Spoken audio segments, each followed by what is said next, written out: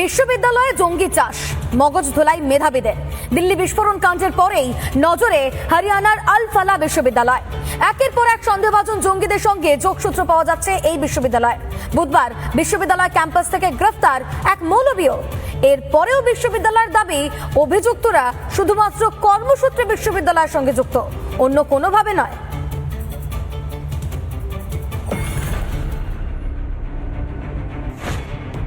যত কাণ্ড আল ফালাহ বিশ্ববিদ্যালয়। বুধবার এক মৌলবীকে গ্রেপ্তার করা হয়।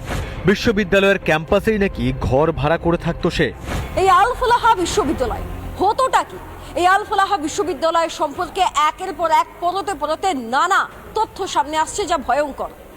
জম্মু কাশ্মীর পুলিশ একজন মৌলবী হাফিজ ইশতিয়াক নিজেদের হেফাজতে নিয়েছে। এই হাফিজকে, এই হাফিজ আল ফালাহ বিশ্ববিদ্যালয়তেই একটি ঘর নিয়ে থাকতো। এখানেই নয়, এখানেই শেষ নয়, যে ঘরে এই হাফিজ ইশতিয়াক থাকতো সেই ঘরেই বিস্ফোরক উদ্ধার হয়েছে।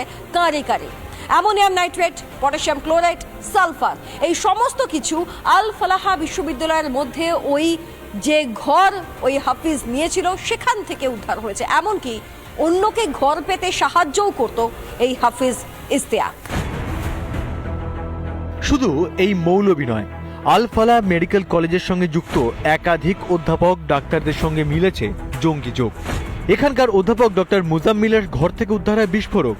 আবার এই বিশ্ববিদ্যালয়ের ডাক্তার ধৃত শাহিন শাহিদের সঙ্গেও জৈশ যোগ ক্রমশ স্পষ্ট হচ্ছে। আগেই জানা গিয়েছিল জৈশের মহিলা বাহিনীর ভারতীয় শাখার প্রধান সে। এবার গোয়েন্দা সূত্রের খবর, জৈশের কাছে অর্থ সাহায্য পেয়েছিল সে। এত কিছুর পর বিবৃতি জারি করেছে আল ফালাহ বিশ্ববিদ্যালয়। তাতে বলা হয়েছে, ধৃতদের সঙ্গে শুধুমাত্র কাজের সূত্রেই যোগ বিশ্ববিদ্যালয়ের, অন্য কোনো রকম যোগ নেই। বিশ্ববিদ্যালয়ের ল্যাব নজরদারির মধ্যেই থাকে, কোনো অসাধু কাজ ল্যাবে হয় না। বিশ্ববিদ্যালয়ের এই বিবৃতি কি আদৌ বিশ্বাসযোগ্য, নাকি আল ফালাহর অন্দরে জঙ্গি চাষ হচ্ছে? যে ইউনিভার্সিটি আজকে ভারতবর্ষের কেন্দ্রবিন্দু হচ্ছে টেরার নেটওয়ার্কে, আল ফালাহ ইউনিভার্সিটিতে আমরা ইতিমধ্যে জানতে পেরেছি সেখানে টেরার ফান্ডিং হতো।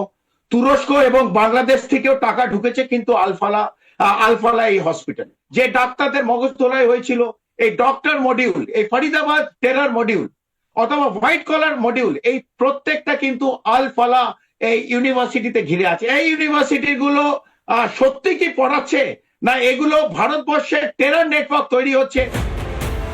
দিল্লি বিস্ফোরণ হোক বা ফরিদাবাদ মডিউল, অভিযুক্তরা অধিকাংশই আল ফালাহ বিশ্ববিদ্যালয়ের সঙ্গে যুক্ত। তবে কি এখানেই লুকিয়ে জৈশ মডিউলের রিক্রুটাররা? তদন্তে গোয়েন্দারা। রিপাবলিক বাংলা।